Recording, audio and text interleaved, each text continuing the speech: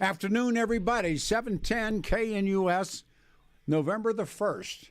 Halloween's behind us. Thanksgiving straight ahead. 2025, 710 KNUS. And the Weather Center is really pretty good. 64 the high, but tomorrow beauty, 75, and then 63 on Monday. Donald Trump has come out and says something about nuclear weapons tests. And it's hard to know what he means, but as usual, here we go again. The United States has more. He said the United States has more nuclear weapons, and it's wrong. The Russians have more nukes, but so what? And Donald Trump sent this out. He was on social media, his social media, and that we begin to test again. I'm stumped by that, but we will talk. 710 KNUS. We are Denver's talk station. The United States has signed all kinds of agreements. The last time that the test ban at CTBT was called, in '96, the U.S. signs the CTBT, which bans nukes. And although the United States apparently never ratified that treaty, the U.S. has continued to develop and test new nukes without explosive. And I'm told you can test nukes on computers. They have modeling and they can do it, but I don't know. It's like any of us who grew up under the desk. So let's begin with Dean. Hey, Dean, you're on a radio show. Good afternoon, and thank you. Yeah, I was working at Rocky Flats back in the 60s and became aware. Of course, the first test was right after the Second World War in the South Pacific, and I can't remember the island. Bikini. It was called Bikini. That's where the women's two-piece bathing suit. Liz Taylor wore one, and somebody dubbed it Bikini, and but it was an atoll, and it was I think it was the first hydrogen bomb. Well, that was grateful of her. It's very kind. But anyway, then secondarily, the testing was done eventually by computer. Yes. Because they banned underground. They went underground then. Yes. After that, they made an agreement and went underground. And after the underground, then they went to computer simulation. Yes. And I became, of course, we were kind of aware of that at Rocky Flats. But that was the history. Of course, when they disbanded Rocky Flats Flats was in the business of not only creating but redoing weaponry. Yeah, I thought it was triggers. Yeah, and they brought them back and redid them, put them back in the field. So that, to my knowledge, was probably the end of the testing, because there was no testing above ground late in the 60s. Do you think Donald Trump means nuclear explosive testing, or does he believe is they going to model this, or what do you believe? I mean, it would. I don't know what it would do. I think he will continue with modeling, certainly because they're very interested in the characteristics of the weaponry and gamma radiation and don't you think these guys know? I mean, I was listening to such nonsense, but they MIRV those rockets now, and they do so many different things. What do we gain? What does this country gain by restarting nuclear testing? Well, there's a lot of different kinds of nuclears today. No, I understand. Both, and as far as explosive capability, and what do we gain, Dean? We gain more knowledge of nuclear weaponry. Don't you think they know? Seriously. No, I mean, like when you started out with the bullet, what did you start out with? A 10 gauge, and then you went to a 12 and a 14, and God only knows, and ending up in rifles and different kinds of cartridges and so forth. So the development of weaponry is extremely critical. I mean, look at the tomahawk. Look at the tomahawk, the capability it's got. And not only that, it can be, veiled nuclear weaponry. So they could spot one. Yeah, bringing a nuke in. It's really that it rides. When we started out, it was the Enola Gay, and we ended up with rocketry, and that's one of the reasons Trump dubs Kim in Korea Little Rocket Man. It isn't so much when they learn to MIRV the warheads and do everything like that. It isn't that. It's how you get it there. And if correct. I'm in over my head right now. But I just read this stuff, and I'm thinking, well, what do we gain? What do we gain from it? Well, delivery and, of course, the weapon. And delivery, of course, was started out with bombers, in the B-52. And then eventually it went to rockets. And they were they get it there. Elliptical. They were elliptical in firing and that performance. That was the Cuban. The Cuban Missile Crisis wasn't about nukes. It was about rockets, how to get to Miami or how to hit New York. And I mean, when you analyze these guys, I'll give you a last comment. I really appreciate the call. Dean, it's yours. Well, I mean, I think that he's certainly interested because, of course, he's got information that we are not aware of that indicates their development as well as what ours should be. I question whether much development took place after probably for a decade or so. Yeah. And I think it's extremely critical because to know exactly the types of weaponry you not only need, but can perform to your needs. Doesn't the fact of using it, that fail-safe on the beach, all the scenarios that go along with this, but it's almost... You can't believe that somebody would do that. Even in the worst of the Cold War, the United States of America uses an atomic bomb twice, and then it begins. It's Joe Stalin, it's Harry Truman, and now the atomic club is so much bigger, but you're looking eye to eye. And the great fear came from a terrorist getting his hands on a nuclear weapon and suitcase nukes and all that stuff. But the fact that anyone would even, if Kim in North Korea, he is who he is, would have a moment and think, well, I can let one of these go on the United States. I mean, remember what happens when the well-known substance hits the electrical convenience, and we have these Minutemen III missiles and within an hour they could detonate a nuclear device high in the atmosphere, and we would think it's one of our... I just look at Peter, this. Yes, sir. You want to realize one thing. MAD, mutually assured destruction, was an old concept, but it still applies. I agree, but we're talking about sane human beings. I mean, you could... Well... And it was Russian. The club was small. The club wasn't big. The club was small. Correct. And it was, by and large... What I've read about the Politburo in Russia... What I've read about the Politburo in Russia, they were primarily concerned from a defensive position. Khrushchev. They were not necessarily ever, to my knowledge, in the Politburo, going to probably provide an offensive position. Khrushchev knew. Khrushchev knew. Remember, correct. Khrushchev's in charge of the siege at Stalingrad.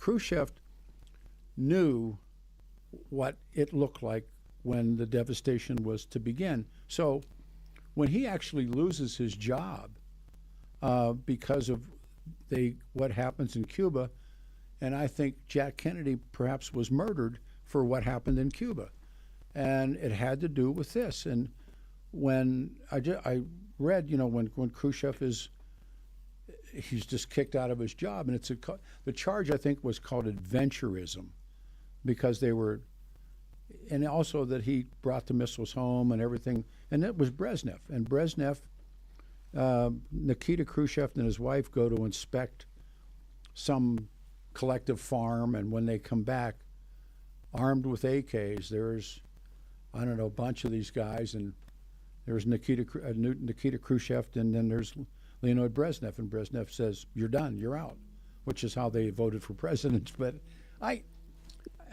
and look what happened. I don't know. I look at this and I think, what are we asking? I love your call. Very smart. Thank you.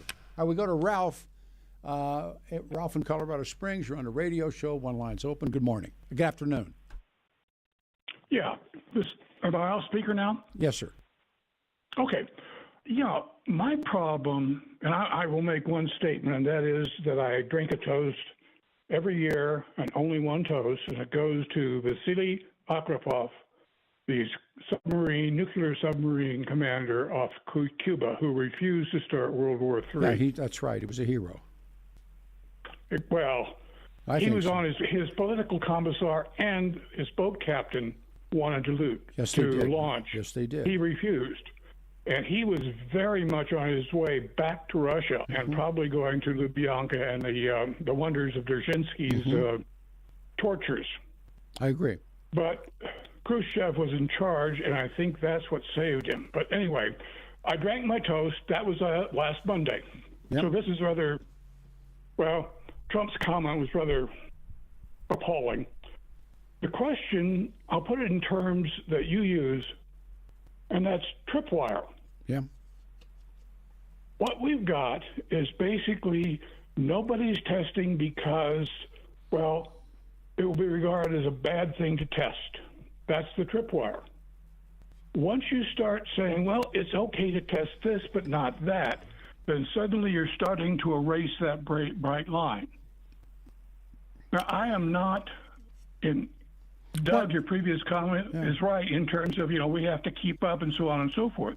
But my problem is this. I go back to, I was one of the first 3 Air Force Academy cadets sent to RAND Corporation for the summer. One of the things was when I went to the wargaming section. And now we're talking about 1966. We played a war game. It was the RAND war game. Sure. And the U.S. won. Boy, did we win. But Russia was reduced, 95% of the population dead. The rest, radiation. But they would get... U.S., we lost 30 million. That was the victory. The fact that... First of all, thanks for the call. Number one, the fact that anyone would even rationally sit down and think about having a they used to call it the Scorpion War. They call it a throw. There was all these different jackets and names, but the fact that anyone rational would even think about something like this is beyond me. What my primary question? No. Listen, I don't think it's funny. I mean, the fact that these No. I'm not laughing at it because of enjoyment. I'm laughing because of fear. Yeah. I mean, why? What does this country gain when? They're not, when GIs aren't getting paid and, the guys are like, I mean, how many of you, this is universal, how many of you would go to work without being paid?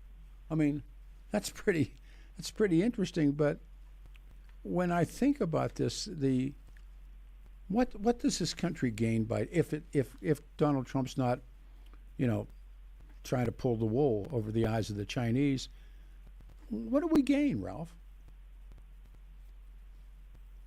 I don't know what we gain, but I know what we lose. And that is that you said nobody thinks about this. Well, I'm sorry, but you're wrong, Peter. All right.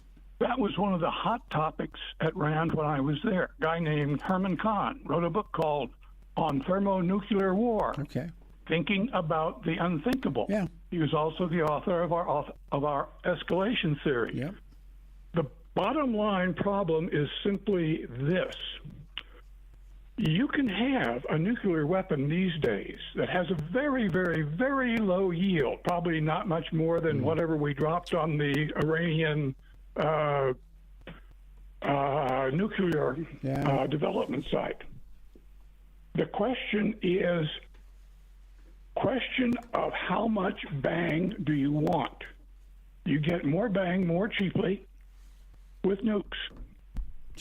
I'm sorry, but that this country uses the atomic bomb, and I believe it's the right thing to do. It ends the war.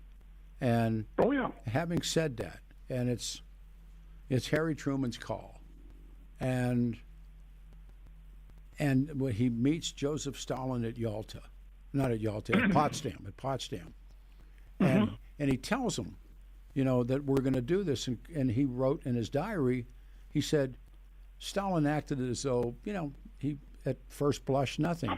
Well, now we know Stalin knew, and they were working on their. Yeah. I mean, but the club was Harry Truman and Joe, and it didn't turn into this stuff. And so those were two guys that looked at one another, and then Stalin survives, I guess, into. I don't know. But think about the background of those two and of Khrushchev and Kennedy. Yeah. They had seen total war. Yep.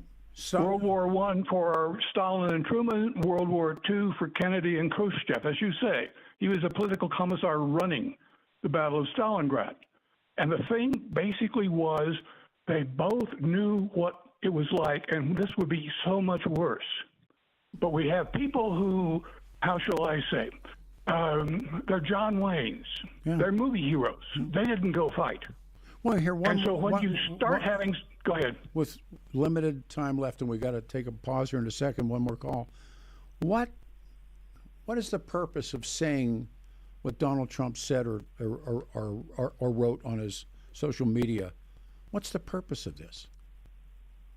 What I fear, and I'll make an analogy. All right. Is Ronald Reagan spoke out for free trade and for terrorists. Yeah. Trump is very much a terrorist person, and he is so upset because someone has called his bluff. So I'll leave it there. That's to bring up the nuclear test, and all right, man. Exactly. What he's doing, he's trying. Remember the Trump with a crown on his head in an American fighter jet. Well, I mean, that's a video. He's portraying himself. He wants to show that he's a hero. Okay. All right. Good call. Here we go. Let's go to Jay in Wheat Ridge. Jay, you're on a radio show. Hey, man, good morning. Or good afternoon, I'm sorry. Yeah, good afternoon. I was reading on, I think it was Newsmax, regarding the nuclear testing of our American arsenal as really coming down to making sure it was up to date, proper, and functional. That's what J.D. Vance was saying. Mm-hmm. So that came from him. So that's a little different than blowing up things. So that's kind of gives testing a little broader meaning. However, that being said, we are humans. We have egos. There's powerful people with powerful egos. There's going to be a World War III eventually. It'd be nice if whatever was left afterwards. In fairness, how long do you think World War III would last? Not very, because once the nukes go, it gets incredibly ugly, incredibly fast. And what do you think happens to you and your family? If we are physically okay-ish, because radiation poisoning is horrible, I would retreat to my roots. I grew up on a ranch, and I can actually skin an animal and actually preserve one and actually. And how many people? How many people can? Very few. Thank you. And I would have a lot of competition, not to mention desperate people will always be wanting what you have. I agree. It would be incredible. So what is in it to do this, to begin this? I mean, I know Newsmax. I know Chris Ruddy. They, by the way, paid a heavy fine for telling lies. I literally do not understand doing this. Or presenting it. It's saber rattling from all sides. All right, but listen, I got the music. Thank you. We have a line open, folks on the phone. Stay there. 710 KNUS. I'm Peter Boyles. Good afternoon, everybody. Hang on.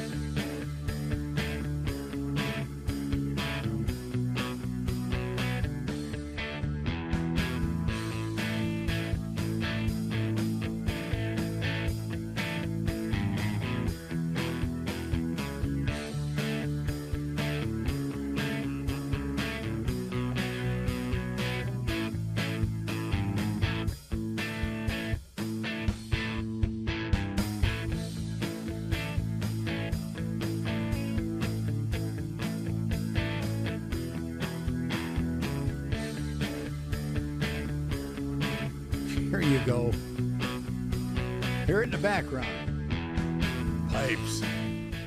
Loud pipes save lives. Afternoon, everybody. 710 KNUS. We are at November 1st. Turn your clocks back day. 710 KNUS. Lines were jammed. President Xi of China, and they meet in a place called Busan, South Korea, on Wednesday. And Donald Trump issues a statement on social media saying that he instructed the Department of War to start testing our nuclear weapons on an equal basis. 710 KNUS. It is open line, so anything goes. This is Robert. Robert in Denver. Robert, you're on the radio show. It's open lines. Good afternoon. Hey. Hi, yes, I was wanting to say a couple of things. Right. Now, you've said that you're a pagan, right? Yeah, it appeals to me, yes. Okay, and you said that you think Christianity is a fairy tale, right? No, I don't think it's a fairy tale. I think it's a real religion. Well, I know you've said that in the past. You said it's just a fairy tale. I never used those words. Well, you said you definitely do not believe in Jesus Christ, right? Oh, I first of all, A, I never said it was a fairy tale. B, it's very difficult historically to find factual evidence. How's that? Okay. Now, first of all, I want to say about the witch you had on earlier. All right. Okay, and she was talking about Easter. Yes. Now, I was. Well, she went along with you, and the prophet Ezekiel went up to the temple at Baal, and he called down fire because they were worshiping a false god, right? Well, I don't necessarily agree with that, but that's what that's in the scripture. Well, that's okay, but And there's also. Go ahead. The female god was Ashtoreth, Yes. which is very closely related to this German god that you talked about being Easter. That's Oster. Her name was Oster. Oster. Yes. Okay. Well, in the book of Ephesians, Paul was ministering and converting people to Christ All right. at Ephesus.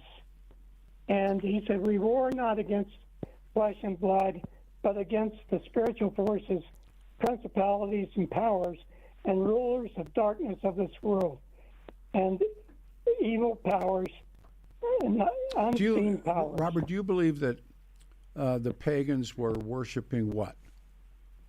Well, for instance, the god of nature, Pan. That's where the word panic comes from, because as the Europeans were being evangelized, they went out and were overturning the temples to the Egyptian god Pan, because Pan he was the god of nature. That's where the word panic came from. You're right, but on the other hand, there were many, many, many more gods and goddesses than Pan. Pan's a mythological figure as well. Well, right. In Ephesus, they had a temple, one of the seven wonders of the world at the time, devoted to Artemis, which was the god of fertility. Once again, you're making the point. There were multiple and mythological creatures. Yes, I agree. Yes, and there wasn't any Pan. There wasn't any Pan either. There was no Pan. There was no Moses. These are mythological made-up people. Pan's part man, part goat, plays the pan flute. Okay, but what I'm talking about here is that was the reason they were stoning Paul, because the people there in Ephesus who made the little idols to be worshipped didn't like it, that he was destroying their religion and saying Artemis was a false god. But the point I'm making is that paganism is something that was here. I mean, like the Indians you remember the book, The Tales of Don Juan Sure. by Carlos Castaneda. Actually, I've read them all, yes. Yeah, and he talks about peyote Yes. and having encounters like this Yes. witch that you had on. Well, Okay. I don't think she advocated peyote. I don't think any of that. But No, she didn't say that. But for the people that don't know, this guy claims that he meets Don Juan in the power spot in the desert. And it's where the eagles pick up, sleep with you in the desert tonight. And this guy, and there were many of these people. They appeared in the 60s and in the early 70s. There were tons of those guys, Robert, and you know it and I know it. And they were mythological. They made up stories that they had these experiences. The same thing, people that were taken up in flying saucers and given instructions. That's all, it's culture. It's what happened. well, when I got out of the Army during the Vietnam War, I lived in the draft resistance house. Joan Baez was paying the rent there, right? Well, I didn't. And, you say right to me. I don't know that, but go ahead. Anyway, it was a big mansion about a block from the governor's mansion. Okay. And there were 2 walk-in safes. Anyway, there was they had a lot of meetings there. The moratorium on the war, marches from Boulder down to Denver. Sure. And they had the guy who became Jimmy Carter's Peace Corps guy. I forget his name now. But anyway, one of the guys who lived in the house was into the black arts, Satanism, okay? All right. And he had been a Jesus freak. Now, his grandfather was a Apache medicine man, All right. okay? And he was into the black arts. He had this book, and he went into the kitchen. One of the guys in the kitchen, it was a big kitchen, was making candles. His father was the president of the National Council of Churches. And he came in there, and we were all in the kitchen, and they had one of the old refrigerators. And he said, I'm going to melt the ice in the refrigerator. He started doing a chant, and after a while, a few seconds, the ice started falling down, and the water started coming out the bottom of the door. We opened it, and the ice was all falling down. Did that scare you, Okay. Robert? Did that scare you to see that? Well, when I saw him, he had a little dog, and he put a curse on his dog, and the dog went crawling away on its belly, and the next day it left the house and never came back. You believe that, John? Hang on a second, Robert. You believe that anybody can put a curse on you or any of those things? Do you believe that? I don't believe that, no, because I'm a Christian. No. But you said you watched it happen, so you must believe it. I believe it happened. I don't believe anybody can put a curse on me. Well, then wait a minute. No, okay, but they can curse other people, is what you're saying. Well, they might. I don't know. All right, I don't either. It depends. It depends if they hold on to Christ and claim the blood of Jesus. Take the final. I'll give the final call or statement to you. Please go ahead. Okay. Now you know Pete McKay, right? Say that again. KBPI. Say that again. You know Pete McKay. Oh yeah, sure. KBPI. Yeah, I knew him. Sure. You probably know Jim Sprinkle. He used to be with KCFR. I don't know him. Used to be. Okay. Well, anyway, they were 2 of my roommates. I used to live in a house right there where the Newman Center is. Okay. And it's right across the street. All right. I was with all those guys. I know all about that stuff. People should flee away from. What stuff do you know? This. Oh, hang on. What stuff do you know all about? I know that that we war not against flesh and blood, but against principalities in the heavens. The book of Ezekiel said that. Where Satan, and what heavens are you talking about, and who's at war? The word Satan means bearer of light. Yes. He's an angel, Yes. and he took a third of the millions of angels with him Yep. when he rebelled against God. Yep. And then? And then he calls on people to overthrow the temples of Baal and Ashtoreth and Satan these other gods. Okay. Anything? We'll give you Jesus one more thing you can say, please. We're out of time. Go ahead. One more. Jesus said, "Occupy until I come." Okay. That's what Jesus said. All right. Robert, thank you. 303-696-1971. We go to Jim in Littleton. Jim, you're on the radio show. Good afternoon. Good morning, Peter. Or good afternoon, I should say. Fair enough. It's hard to take that show seriously about the pagans and all that stuff. Yeah. I'm sorry. Anyway, I'm actually calling you up on a different subject. Okay. We have some close friends and relatives that are in Russia. Things are changing that we didn't think we would be seeing. And I don't know if you've been paying attention. I have. But the protests are coming back, and Yes. they're not arresting them. So, my wife has some friends, and they have to be very careful. Do you think Putin's on borrowed time? Yes. And, I do. Yeah, there are people that believe it as well. I've read them. I don't know what to say, but certainly I've read them. I think there is a desire to wind the war up in Russia. Oh, yeah. And they're losing what? I think it's 900 boys a week.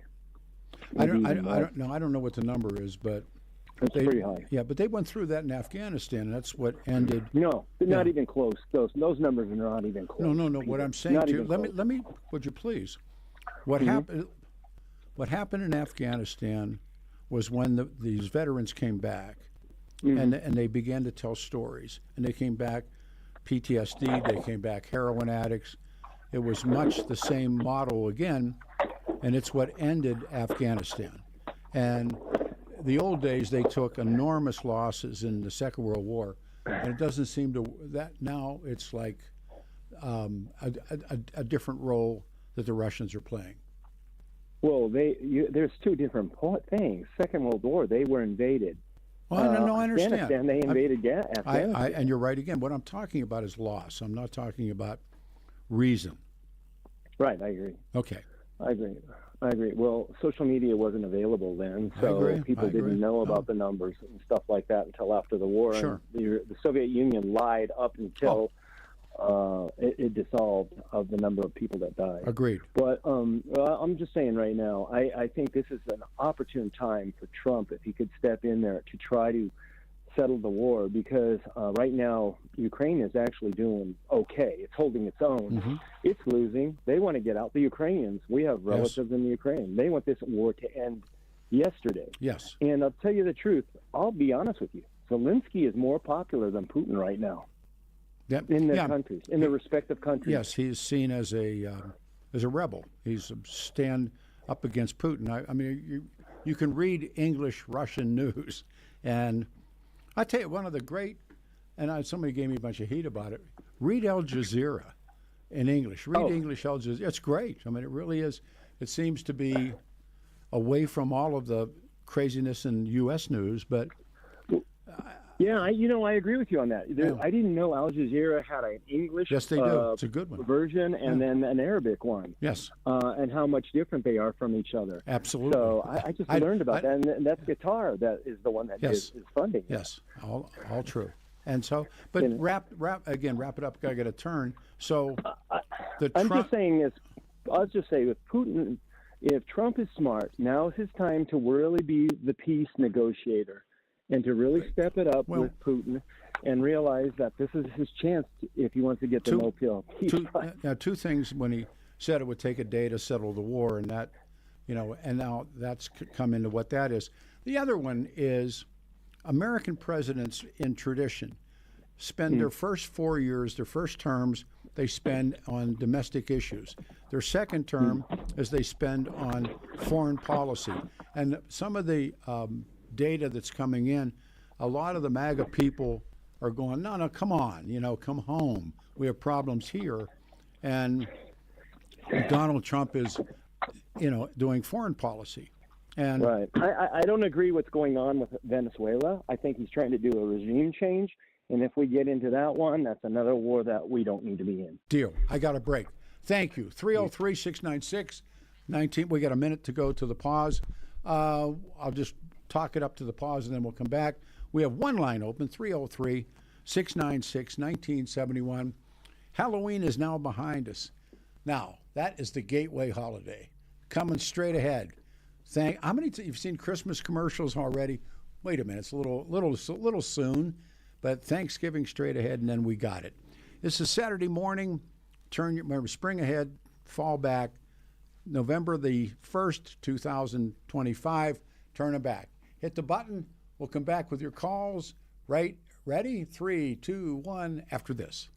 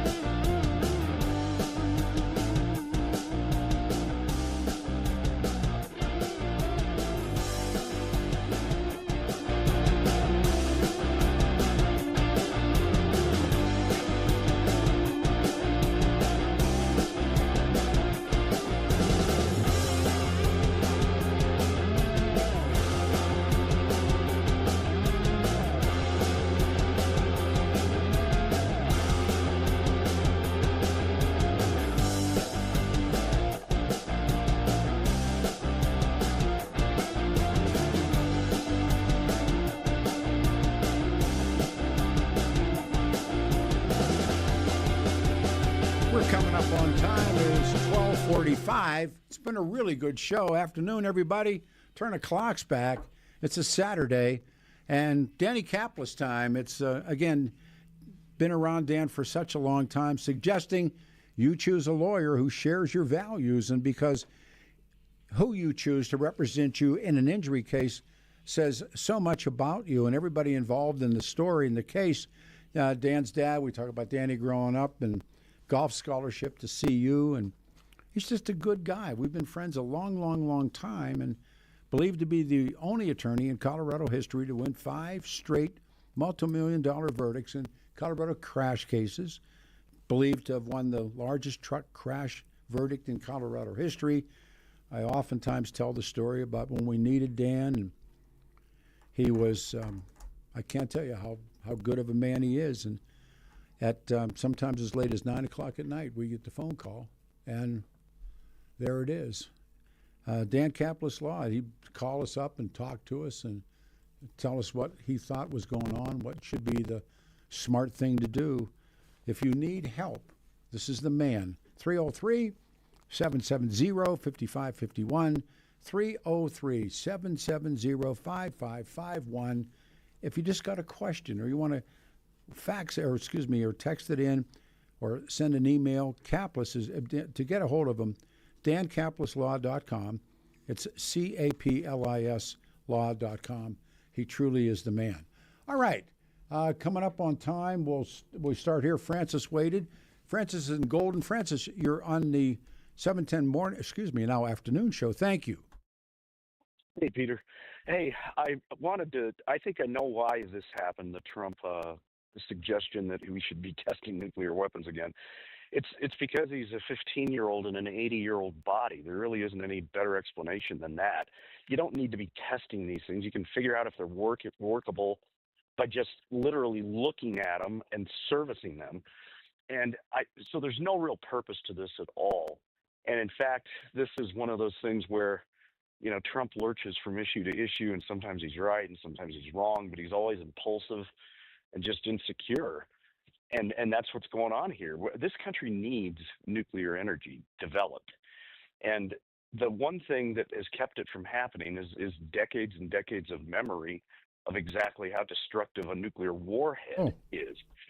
And the last thing you need is to be turning the public off to the inevitable, prospect of nuclear energy by blowing up bombs. Yeah, I wonder. Yeah, I thought this last night. I wrote it down. What do we get for this? What is the nothing? Yeah, not a thing. I agree. There's not a thing. Yeah.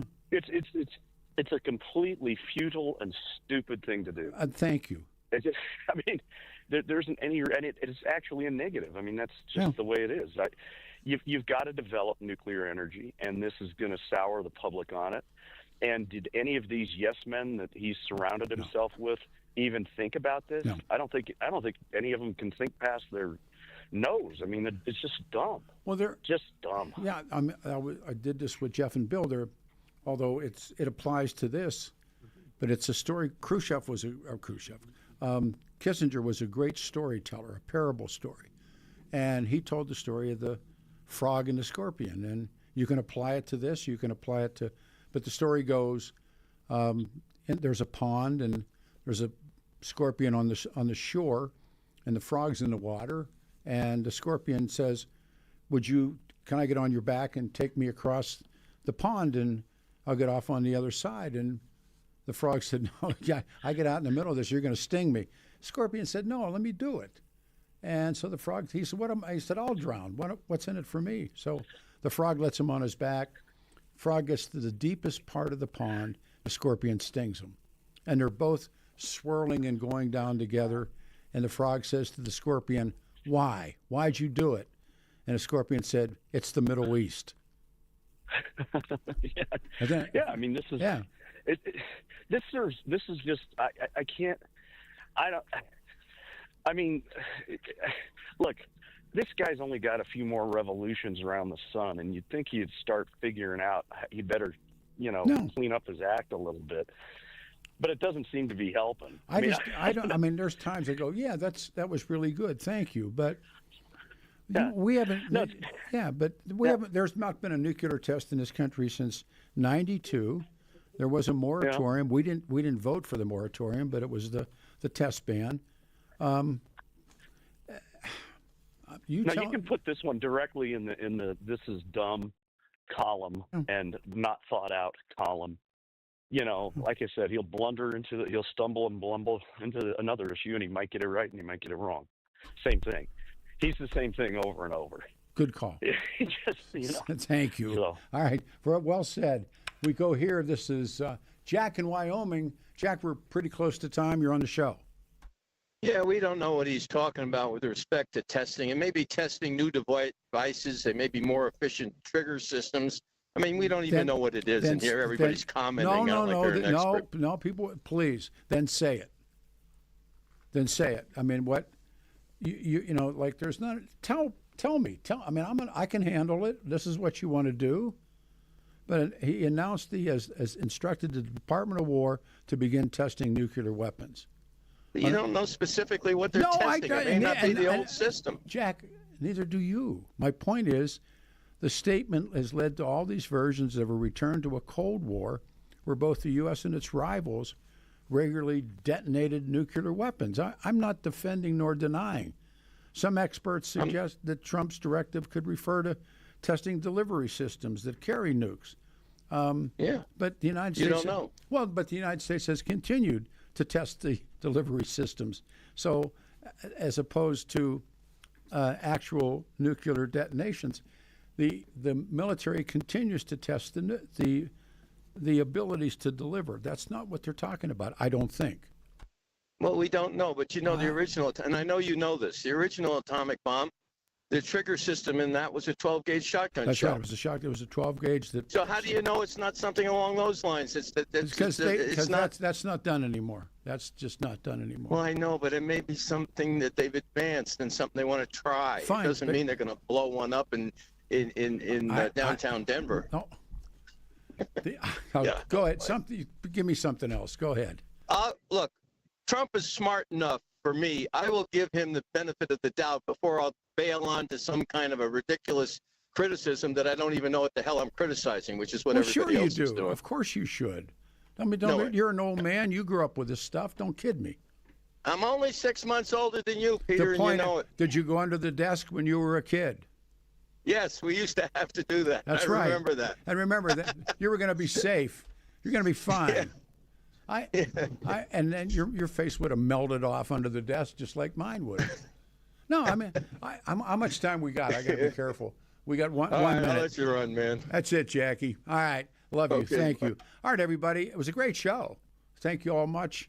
And again, all of us that grew up with this stuff, I don't want that back. Please. And I don't know why Donald Trump said it. The statement has led to all these versions of the Cold War. Let's see. Thank you all very, very much. And I didn't get to everybody's calls. I apologize. But start testing our nuclear weapons on an equal basis. What, an equal basis to North Korea? Little Rocket Man? They shoot these puppies off a lot. And it scares me, and it should scare you. This is one of those things that's called Scorpion War. That you fire, they fire, everybody gets it. No, there is no winner. There can't be. It's impossible to even conceive of it. So, having said that, all right, play some tunes. Get me out of here. Have a nice day. Stay warm. Tomorrow's a better day. Thank you all.